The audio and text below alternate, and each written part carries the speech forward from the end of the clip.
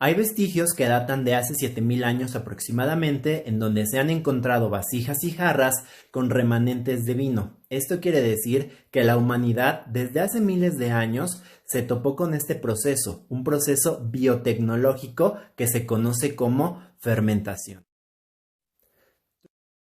El término fermentación proviene de la palabra latina fervere, que significa literalmente hervir. Esto lo nombraron así porque notaban que en las cubetas donde colocaban las uvas o los granos que iban a fermentar, soltaban burbujas. Entonces ellos pensaban que este líquido estaba hirviendo. Utilizaban las plantas de sus pies para suavizar las uvas o los granos que tenían contenidos en estas cubetas o en estos recipientes, y lo que pasaba es que transferían microorganismos a estas sustancias, a estos sustratos que eran las uvas o los granos. Y lo que pasaba era que estos microorganismos transformaban el azúcar de las uvas o de los granos en alcohol. Sin embargo, ellos no sabían exactamente cuál era este proceso. Lo que te vengo platicando ha sucedido en diferentes culturas y a lo largo de diferentes periodos de la historia de la humanidad. Por ejemplo, 1700 años antes de nuestra era, en Asia se producían bebidas alcohólicas a base de aguamiel o miel. En el caso de los griegos, los celtas, los vikingos producían también este tipo de brebajes. Por otro lado, en Sudamérica se producía una bebida alcohólica que se conoce como chicha, principalmente a base de granos de maíz. En Egipto y en Babilonia se producía vino a partir de la uva y de granos de malta. Y México no es la excepción. En nuestro país se conocen vestigios de una bebida que se producía y se sigue produciendo, conocida con anterioridad como Octli. Ahora la conocemos como pulque y está o se basa a partir de el maguey. No fue hasta 1856 cuando el científico francés Louis Pasteur se dio cuenta que la fermentación era un proceso orgánico producido por pequeños microorganismos que denominó levaduras.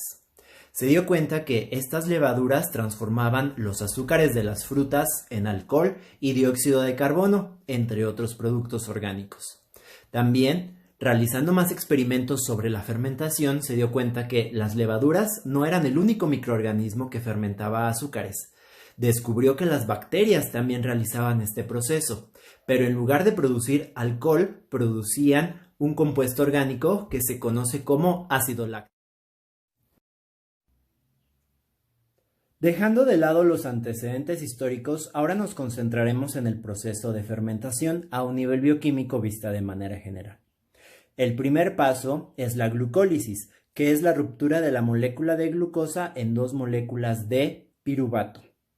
Este proceso ocurre en el citoplasma de las células. Dependiendo de si la célula requiere o no de oxígeno, hay dos rutas que puede seguir para la obtención de energía. La primera consiste en que el piruvato entre al ciclo de Krebs y posteriormente pase a la cadena de transporte de electrones, siempre y cuando la célula requiera de oxígeno. La segunda es un proceso que no necesita de la presencia de oxígeno y se conoce como fermentación. A este proceso en ausencia de oxígeno se le conoce como proceso anaeróbico. La primera fermentación que vamos a ver es la láctica, en la cual las bacterias, conocidas como bacterias de ácido láctico o lactobacilos, transforman la lactosa de la leche en ácido láctico. La lactosa de la leche es un disacárido formado por galactosa y glucosa. Es por eso que en el esquema que se muestra aquí indica en la reacción la transformación de glucosa en dos moléculas de lactato o ácido láctico. Una vez formado el ácido láctico, esta sustancia, al ser un ácido orgánico, disminuye el pH de la leche, desnaturalizando las proteínas de la misma y dando lugar a la aparición de yogurt o queso.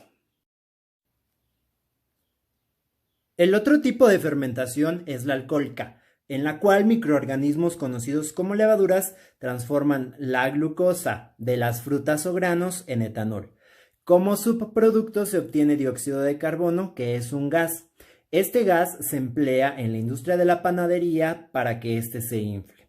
La diferencia entre la fermentación láctica y la fermentación alcohólica son los microorganismos que la realizan. En el caso de la fermentación láctica, la realizan bacterias, que se conocen como lactobacilos.